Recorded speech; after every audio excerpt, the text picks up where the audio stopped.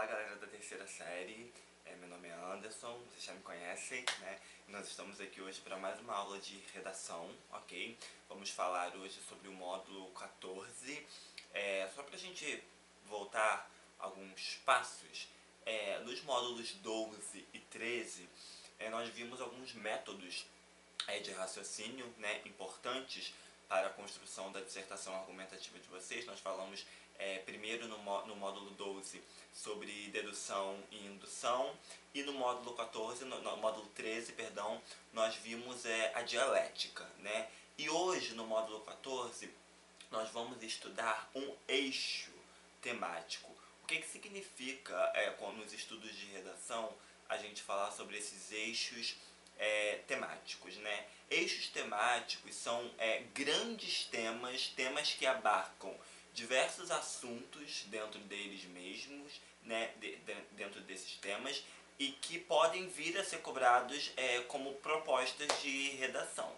Então, toda vez que nós estudarmos eixos temáticos, significa que nós estamos estudando temas que podem ser convertidos em assuntos que podem vir a ser cobrados na proposta de redação de vocês. O eixo temático que o módulo 14 traz é o eixo temático de comunicação. E aí dentro desse tema nós vamos poder puxar vários assuntos. É sempre interessante vocês manterem em mente a diferença entre tema e assunto, porque tema é um conceito mais largo, enquanto assunto é um conceito mais limitado, né? Então nós podemos ter, por exemplo, o tema da violência, mas dentro desse tema da violência nós podemos ter vários assuntos envolvendo a violência. Violência de gênero, violência racista, violência contra os idosos, violência contra a criança. Então, dentro de um tema, surgem vários assuntos. Quando a gente fala de eixo temático, nós estamos falando de um tema grande e que de dentro desse tema nós vamos conseguir puxar assuntos diferentes que estejam relacionados a esse tema maior, ok? Mantenham sempre em mente esta diferença, porque essa diferenciação entre esses conceitos, a falha, né, na diferenciação desses conceitos pode até levar o candidato, no caso vocês, a cometer algum desvio ali na hora da proposta, porque se cai uma proposta falando sobre violência de gênero e você escreve um parágrafo falando sobre outro tipo de violência, esse parágrafo já vai se configurar como uma fuga ao tema. Portanto, é muito importante sempre manter em mente a diferenciação entre tema e assunto, ok? Na redação que vocês forem produzir, mantenham sempre em mente essa diferença, para vocês não falarem do tema no geral e não esquecerem de se aprofundar no assunto em si, no específico, beleza? No módulo 14, nós vamos lidar com o eixo temático da comunicação. E vocês vão perceber que dentro da comunicação existem vários assuntos que podem sair desse grande tema, né? Tanto que a apostila de vocês divide esse eixo temático em dois módulos. Nós vamos ver o eixo temático da comunicação hoje no módulo 14 e nós vamos ver também na próxima aula no módulo 15. A apostila divide em dois módulos, dada, né, a complexidade e a riqueza deste eixo temático, ok? Quando a gente fala de comunicação, nós sabemos, né, que a comunicação é extremamente importante para nós, seres humanos. Não existe sociedade sem que haja comunicação, né? E não existe comunicação sem que haja sociedade. São dois dilemas, né? Tanto que, eu não sei se vocês lembram das aulas de português, quando a gente estuda aquela questão de emissor, receptor, código, canal, mensagem, sempre buscamos enfatizar que a comunicação, que a transmissão da mensagem só ocorre quando há ali uma interação, né, entre emissor e receptor. Então, para a gente conseguir se comunicar, nós precisamos estar em sociedade. E dentro de uma sociedade, a comunicação é uma coisa extremamente necessária, né? No mundo, só para vocês terem uma noção, no mundo existem quase 7.000 línguas, ok? Isso sem falar nas línguas que não estão catalogadas, não estão aí oficializadas, então devem existir muito mais línguas do que estas, né? E é muito importante que nós tenhamos o domínio do idioma para poder conseguir nos comunicar, para poder conseguir estabelecer o que nós chamamos de comunicação. Então, a gente aprender a língua portuguesa não é simplesmente aprender um conjunto de regras gramaticais. A gente aprender a língua portuguesa, a gente aprender a nossa língua nativa ou aprender uma segunda língua, o inglês, o francês, o espanhol, o russo, o japonês, enfim, é você aprender a se comunicar, ok? Não é aprender, pegar uma gramática e ler aquela gramática e decorar as regras, não. É uma ideia de transmitir comunicação. Tem uma história,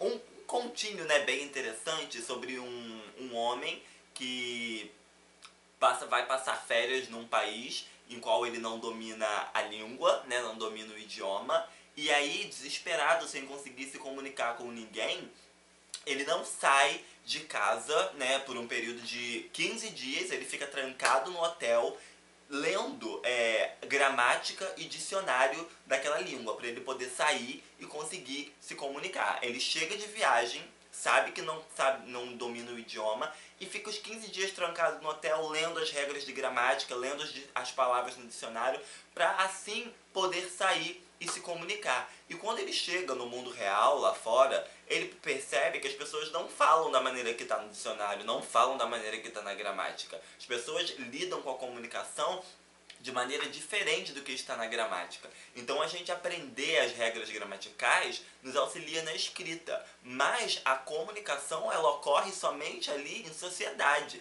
Não adianta você decorar uma gramática inteira e depois viajar para um país achando que você vai conseguir falar a língua, porque não é assim. A comunicação ela existe em sociedade, ela não existe estanque num livro de regras. Ela existe no momento em que há aqui uma interação, ok? Entre pessoas.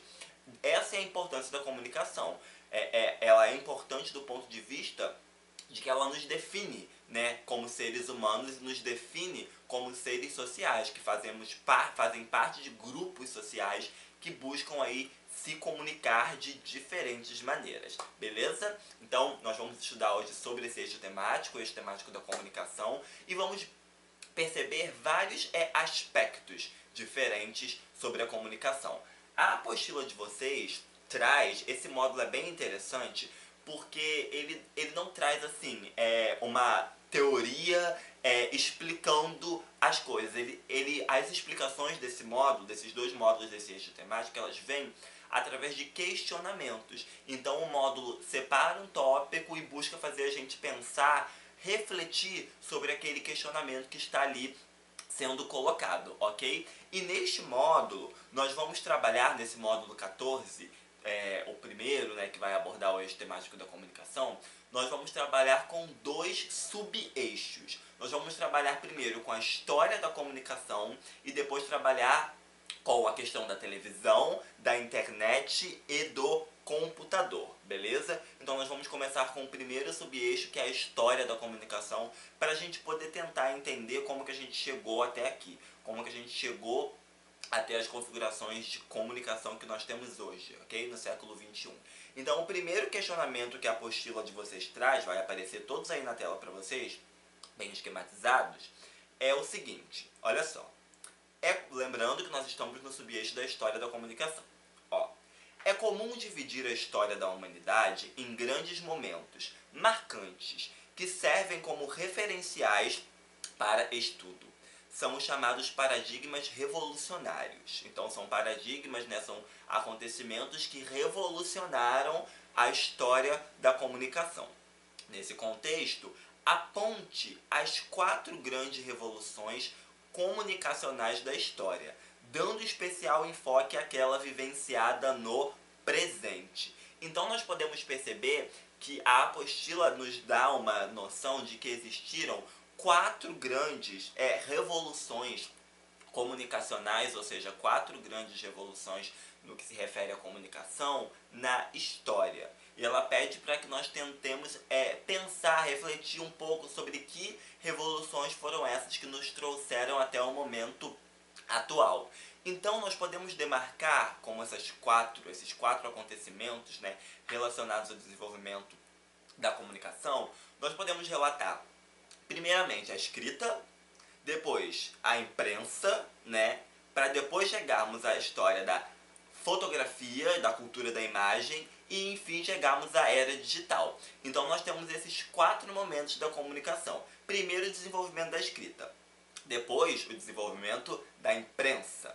Depois, a transformação, né, dessa ideia de comunicação que também pudesse vir através da fotografia, da televisão, do cinema, e depois chegamos na era digital.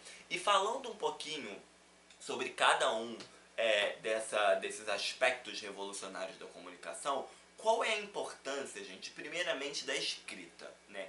A escrita, ela nos ajuda ela surge, na verdade, para que a sociedade consiga acumular conhecimentos. Tanto que nós dividimos a pré-história. Vocês sabem que nós temos essa divisão de pré-história e história. Por quê? O que é da pré-história é porque não havia ainda escrita. Então não há registros, né? Há teorias, há tendências, mas não há de fato registros escritos daquele período pré-histórico. Diferentemente de quando a gente entra na história. Por quê? Tudo que está registrado vira oficialmente história. Então a escrita ela surge para nos permitir, para permitir que a humanidade acumule conhecimentos sobre ela mesma, né? Que a humanidade guarde conhecimentos históricos, guarde conhecimentos culturais e filosóficos sobre desde os primórdios, ok? A importância da escrita se dá nessa ideia do acúmulo de conhecimento. E aí é que nós chegamos no desenvolvimento da imprensa, porque se a escrita nos permite acumular conhecimento, a imprensa vai nos ajudar o quê? A divulgar esse conhecimento, a difundir, a ampliar esse conhecimento. Porque o que está escrito nem sempre chegava para todo mundo, né? E a imprensa, ela traz essa ideia de maior democratização, estou colocando em aspas porque a gente vai discutir isso mais à frente, a democratização dessas informações, chegando para o maior número de pessoas. Vale lembrar que esse termo, né, imprensa, ele surge da prensa móvel, né, que foi desenvolvida, foi aperfeiçoada por Johannes Gutenberg no começo do século XVII. E era essa prensa móvel que permitia o quê? A impressão em grandes números de jornais. Então a imprensa ela surge para poder difundir com mais facilidade as informações, ok? Então, primeiro nós falamos da escrita, que surge para nos permitir acumular conhecimentos. Falamos agora da imprensa, que surge para ajudar na divulgação desse conhecimento. E aí a imprensa ela vai tomando novas formas, porque quando a imprensa surge, nós tínhamos o quê? Os jornais impressos, né? Nós ainda estávamos falando de escrita. Ainda era uma imprensa ligada à escrita. Mas há esse terceiro passo no desenvolvimento da comunicação que permite que a imprensa ela se ramifique em diversas outras áreas. Então nós vamos ter fotografia, nós vamos ter a cultura da imagem, do cinema, da TV, e todos esses veículos ainda vão servir para transmitir informações, mas informações que não precisam chegar necessariamente escritas, elas podem chegar através de imagens, através de cenas, né? E é interessante também a gente abordar que a ideia do surgimento dessa cultura da imagem, ela transforma a imprensa de um ponto de vista que a imprensa não está mais vinculada somente à divulgação de informações, mas ela também entra aí na questão do entretenimento, de você poder usar os veículos de mídia para poder se distrair da realidade, assistir um filme, né, ver uma fotografia que te inspire de alguma maneira. Então, a imprensa, quando surge esse shift, né, dela conseguir sair do papel e atingir outros âmbitos de divulgação, entra aí a questão do entretenimento, ok? Não maior, mas combinado com a ideia da informação, tudo bem? E por fim nós chegamos ao desenvolvimento da imprensa como nós conhecemos hoje, que é a questão da era digital, né? Porque há uma ideia agora da supressão total do papel, porque na época em que surge a cultura da imagem, a televisão, o cinema, o rádio e por aí vai, nós ainda tínhamos aí em paralelo a cultura do papel, a cultura dos jornais impressos.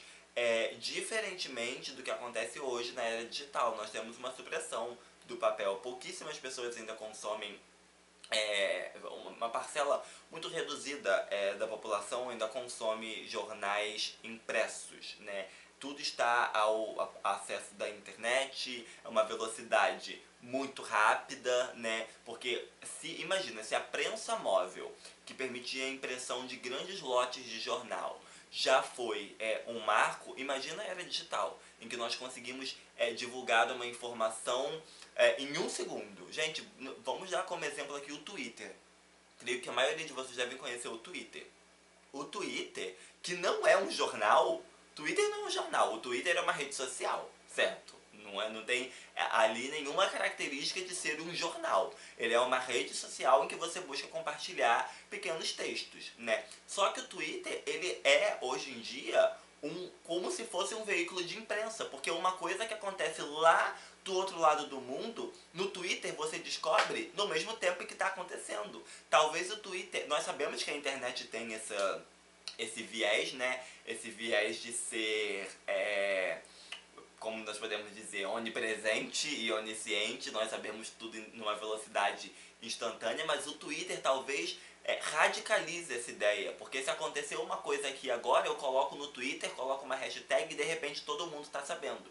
E de repente aquilo já está lá no Trending Topics, todo mundo comentando. Então, o Twitter representa muito essa ideia da comunicação na era digital. São informações instantâneas, são informações que chegam o tempo inteiro, sem parar, e uma velocidade muito avançada, ok? Então estes são os quatro momentos na história de importância para a comunicação. O surgimento da escrita, depois o surgimento da imprensa, depois a transformação dessa imprensa em algo que era explicitamente e intrinsecamente impresso para virar, se ramificar em produtos de imagem, televisão, cinema e por aí vai, fotografia, para chegarmos hoje na era digital, ok? Esses são os 4 processos históricos mais importantes pelos quais a comunicação passou, beleza? Então essa é a primeira provocação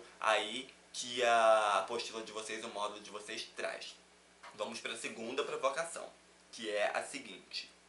E agora nós vamos entrar numa ideia no segundo subeixo, ok? Nós não estamos mais falando agora minto, nós continuamos aqui na história da comunicação, tudo bem? Então nós estamos no subeixo 1, falando sobre a história da comunicação. E aí nós temos o segundo conectivo, o segundo questionamento sobre a história da comunicação. Olha só. No que diz respeito à última revolução da questão anterior, ou seja, a revolução digital, né, que nós terminamos de falar, passamos por uma fase em que a informação, antes unilateral, passou a ser multilateral e o sujeito não se apresenta mais como um ser passivo. Explique essas ideias. Gente, vamos prestar atenção aqui. E esse é um tema bem interessante para discutir numa redação. O que significa dizer que a informação era unilateral e passou a ser multilateral? Nós sabemos que os meios tecnológicos, né, transformaram a questão da informação. Quando nós temos uma coisa unilateral, significa que só vem de um lado, há um fluxo que vai seguir somente um caminho. Essa é a ideia da unilateralidade, né? Então, nós vamos ter uma informação que só vem ali, só chega pra gente através de uma forma. Então, por exemplo, quando nós tínhamos a escrita, a informação só vinha através da escrita, era uma coisa unilateral. Quando surgiu os jornais impressos, a informação só vinha ali através do jornal. Então, isso vai se desenvolvendo até a gente chegar no cenário que nós estamos hoje, no cenário de nós temos um acesso à informação que é multilateral. Então nós podemos acessar a informação na televisão, na internet, no jornal impresso, na revista, no celular, no WhatsApp, no Messenger. Nós temos diversos canais para acessar informação. Essa é a ideia da informação passar de ser unilateral para multilateral, ok? E quando ela traz esse questionamento, esse segundo questionamento que diz assim, o sujeito não se apresenta mais como um ser passivo. O que significa isso? Gente, um ser passivo é um ser que está ali recebendo informações, mas não tem nenhuma postura ativa, nenhuma postura de influenciar aquela informação que ele está recebendo. E nós sabemos que com os meios tecnológicos nós podemos ser difusores das próprias informações. É o que eu falei, se eu gravo um vídeo de uma agressão e coloco na internet, eu virei ali o portador daquela informação. Eu virei a pessoa que divulgou aquela informação. Então eu não preciso necessariamente ser jornalista para poder divulgar a minha informação. Essa é uma mudança que os meios de comunicação trouxeram para os meios digitais, principalmente, né, trouxeram para revolucionar a questão da comunicação. Tem um menino que ficou muito famoso, não sei se vocês conhecem, já ouviram falar do René Silva, e ele ficou muito famoso há muitos anos atrás, quando começou o processo de pacificação das comunidades do Rio de Janeiro, e o René Silva, ele tinha um jornal na comunidade dele chamado Voz das Comunidades, né? Primeiro circulava só em uma comunidade, depois começou a circular em várias comunidades do Rio de Janeiro. E o René Silva ficou muito famoso porque ele começou a narrar o cotidiano da comunidade, como que a pacificação tinha atingido o cotidiano daquelas pessoas, e ele se tornou um porta-voz das comunidades, entendeu? Para falar sobre casos de abuso policial, para falar sobre denunciar qualquer tipo de acontecimento em que a grande mídia, quando eu falo a grande mídia, eu falo as televisões, o rádio, os jornais, não iriam narrar. Então o René Silva é um exemplo muito bom de como os meios digitais permitiram que pessoas que até então não eram jornalistas, né, assumissem uma postura ativa e não mais passiva para poder gerar informações. E hoje o René Silva é super famoso, enfim, ele vive sendo convidado para participar de programas jornalísticos, comentários sobre criminalidade ou sobre rotinas, né, mesmo das comunidades do Rio de Janeiro. E ele não fala só de coisas negativas também, ele fala também de programas culturais, de coisas que acontecem na comunidade que nem sempre estão ligadas à violência, nem sempre estão ligadas a porque há uma imagem, né, única de que nas comunidades só há violência, tiroteio e tudo mais. Então, ao mesmo tempo que ele denuncia esse viés não muito agradável, ele também fala de coisas positivas. E ele virou esse grande exemplo de que o que os meios digitais podem fazer para difundir informação, ok? Então, essa ideia da informação ser multilateral significa que nós agora podemos acessar informações de diversos ângulos diferentes. Nós não dependemos mais de somente uma plataforma para acessar informações, ok? E essa ideia da passividade significa que nós não somos mais passivos, nós não precisamos mais ficar sentados esperando notícias chegar até a gente. Nós podemos fazer a própria notícia, ok? Nós podemos ser os difusores de informação. Perdão. Essa discussão é muito importante, muito interessante, porque pode vir a ser cobrada, né, sobre como essa ideia de passar de unilateral para multilateral afetou a comunicação humana, afetou a maneira como nós produzimos e acessamos notícia. Então é um bom ponto para se pensar num tema sobre comunicação. Okay? E agora nós vamos falar sobre o subeixo 2, né? O primeiro subeixo que esse módulo trouxe foi a questão da história da comunicação. Então nós abordamos aí os 4 momentos da comunicação: a escrita, a imprensa, o desenvolvimento da cultura da imagem e a era digital. E nós discutimos a questão da informação que antes era unilateral virar algo multilateral. E nós virarmos sujeitos não mais passivos, porém ativos, frente à produção e ao acesso de informação, ok? E o subeixo 2 vai trazer discussões sobre a televisão, o computador e a internet. Então agora nós vamos falar especificamente sobre a comunicação nos dias atuais, ok? A televisão, aí muitos dizem que a televisão está caindo em desuso, as pessoas não assistem mais, mas a televisão ainda exerce uma influência muito grande na maneira em que as pessoas acessam a informação, principalmente no Brasil. Há países em que a televisão já não tem mais a influência que tinha, mas no Brasil ela ainda é o principal meio das pessoas acessarem informações, acessarem notícias, né? Então não achem que a televisão vai desaparecer assim da noite pro dia, porque não vai acontecer, por enquanto aqui no Brasil não. E a questão do computador e da internet, que todo mundo também vê como um amplo acesso, mas nós sabemos que nem todas as pessoas possuem computador e internet ainda. E esse é o motivo da televisão continuar tendo um status muito grande no Brasil. Nós estamos aí acompanhando casos, né, de alunos que não têm como estudar nesse período de aulas online porque não tem computador, não tem acesso à internet. Então, muitas pessoas ainda já têm uma noção de que a internet se tornou algo global, de que todo mundo tem um celular, de que todo mundo tem um computador, de que todo mundo tem acesso à internet. Mas também ainda não é assim, ok? Do mesmo jeito que nem todos possuem uma televisão, os acessos à comunicação ainda não são totalmente democratizados da maneira que muitas pessoas pensam que são. Mas enfim, nesse subeixo 2 nós vamos discutir a questão da televisão, computador e internet. Vamos começar com o primeiro questionamento que a apostila traz. E ela traz uma ideia de dialética, que foi a nossa última aula. Olha o que a apostila pede, olha só. Crie um argumento dialético evidenciando como a televisão e o computador atuam de forma aparentemente contraditória no que diz respeito à comunicação humana. Então, pera.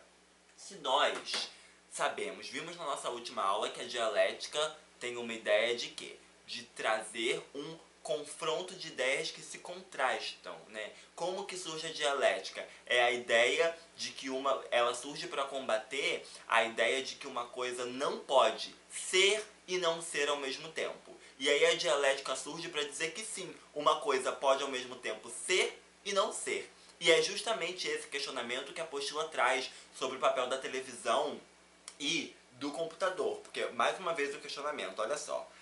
Se te cria um argumento dialético evidenciando como a televisão e o computador atuam de forma contraditória no que diz respeito à comunicação humana. Como que a gente pode pensar, nesse caso, dessa maneira dialética? Gente, nós temos uma noção de que a televisão ou o computador nos aproximam mais do mundo como um todo, principalmente o computador.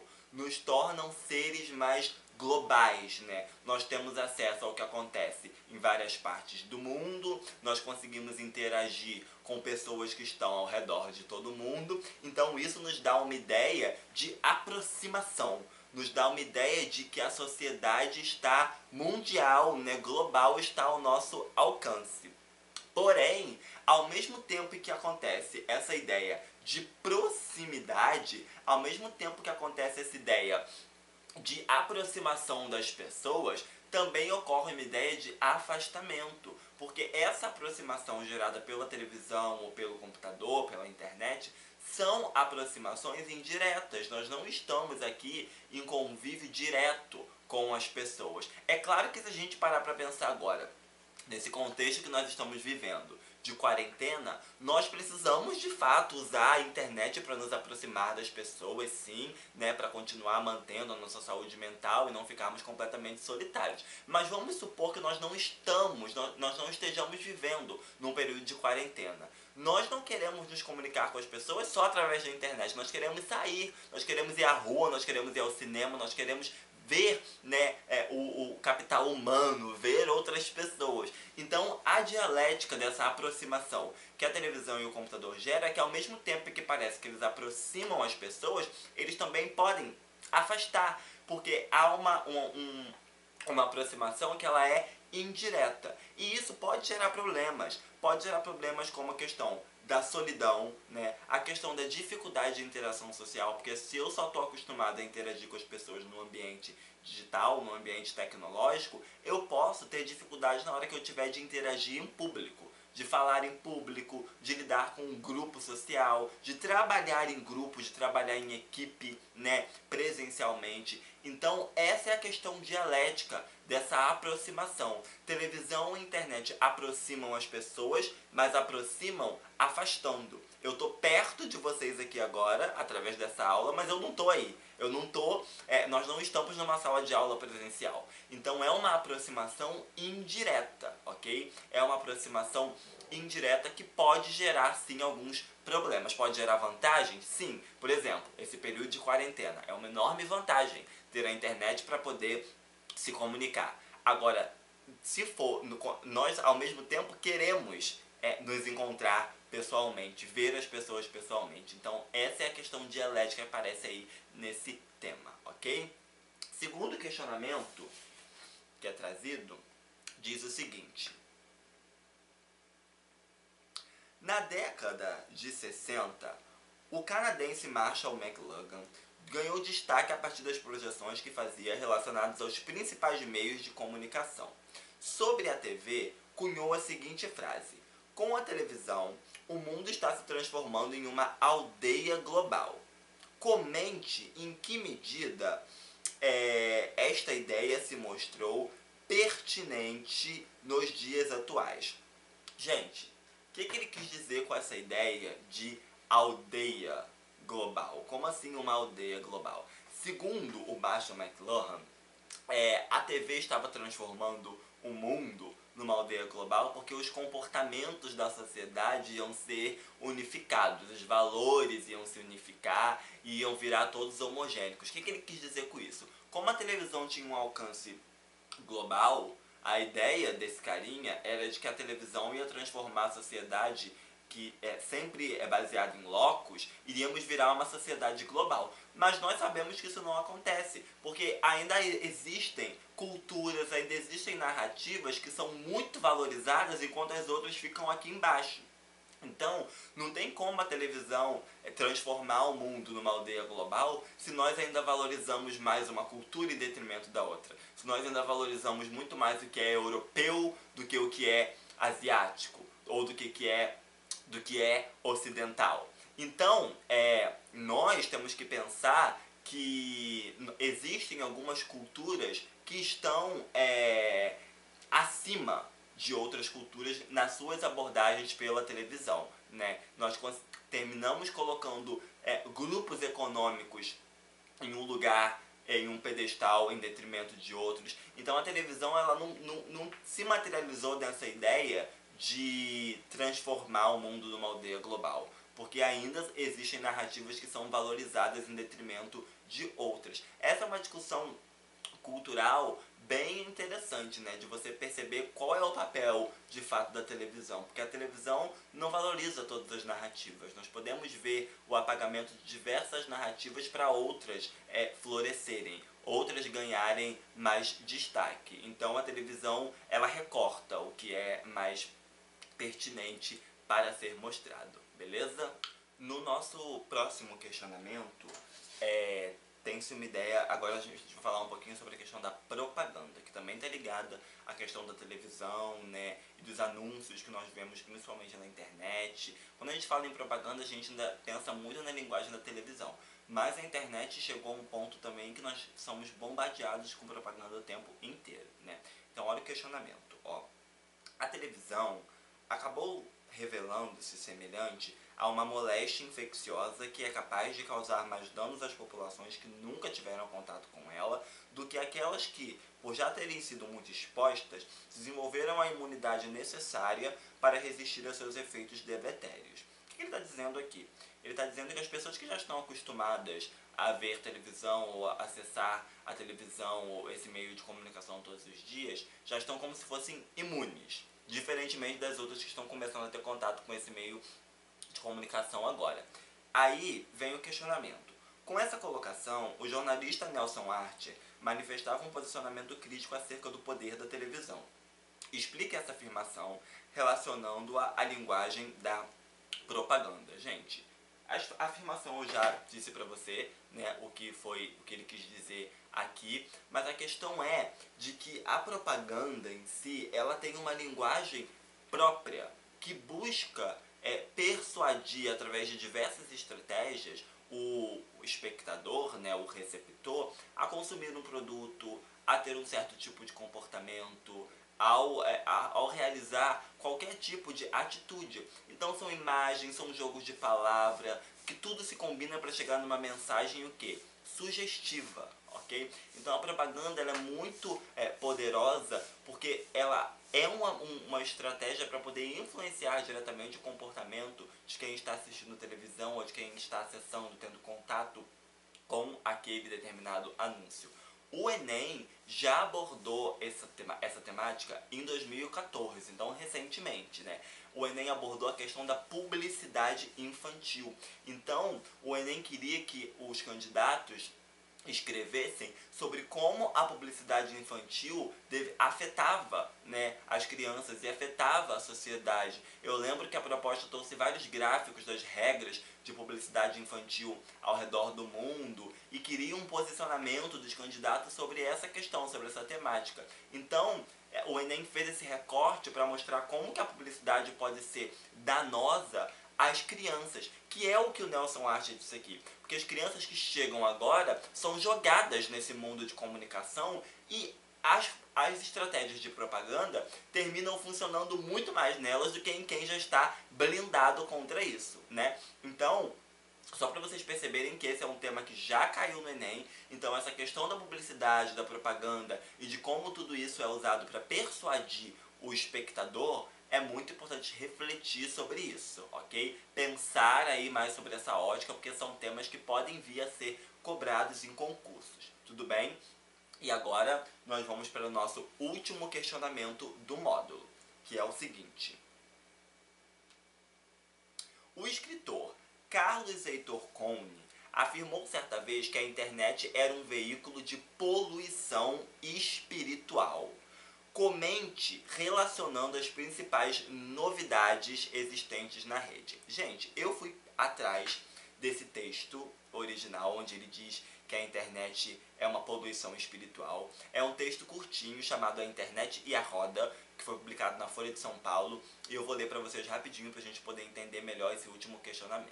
Olha só, lembrando que nesse subeixo nós estamos falando de televisão, computador e internet, tudo bem? Falamos sobre a televisão, falamos sobre a propaganda, a ideia da televisão como uma aldeia global, que não aconteceu, e agora vamos falar sobre a internet, especificamente sobre a internet.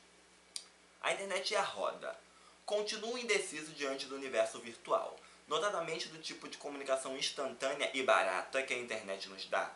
Evidente que dela me beneficio, tal como me beneficiei do computador.